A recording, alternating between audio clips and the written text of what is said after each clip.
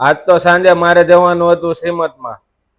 જય મહાદેવ બધાને મસ્ત રેડી થઈ ગયો અને હું અને મારો રૂમમેટ દૈનિક પહોંચી ગયા મહાદેવના મંદિરે. પેલા તો મહાદેવને જલ ચડાવ્યું, દર્શન કરી લીધા. પછી માતાજીના દર્શન કરીને પહોંચી ગયા નાસ્તો કરવા. મસ્ત ભાખરી, ચા, ફાફડી ખાઈ લીધી. પછી રસ્તામાંથી ફૂલ અને હાર લઈને પહોંચી ગયા ઓફિસે. ઓફિસે આવીને ફૂલ હાર ચડાવ્યા, પછી આરતી કરી લીધી અને બેસી ગયો કોમ્પ્યુટર પર બધા ઓર્ડરના લેબલ કાઢવા. અને મારી ઓફિસનો લેમ્પ ઉડી ગયો તો અંધારું થોડુંક લાગતું હતું, તો નીચેથી લેમ્પ લઈ લીધો અને ફાઇનલી આપણે બદલી નાખ્યો લેમ્પ.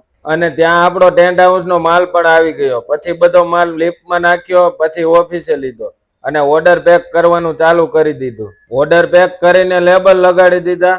પછી થઈ ગયો બપોરે જમવાનો ટાઈમ, તો મસ્ત ફ્રેન્ડ સાથે બપોરે જમી લીધું. અને આ છે અમારા શોપિંગનો બહારનો વ્યૂ. પછી હું અને મિલન કામથી બહાર ગયા. આ જો સુરતમાં મેટ્રોનું કામ ચાલુ છે. કામ પતાવીને આવી ગયા રિટર્ન. અને આજ સાંજે જવાનું હતું મારે શ્રીમતમાં, તો દાઢી કરાવવી પડે એમ હતી, તો પહોંચી ગયા દર્શનભાઈને ત્યાં દાઢી કરાવવા.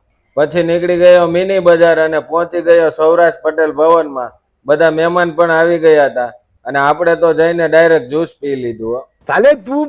પછી કપલની એન્ટ્રી થઈ અને પછી કવર પણ આપી દીધું અને આપણે તો થાળી પડવાની રાહ જોતા હોય. પછી જમવાની લાઈનમાં ઊભા રહી ગયા. અને આ કેટરસ વાળાનું ડેકોરેશન પણ મસ્ત હતું.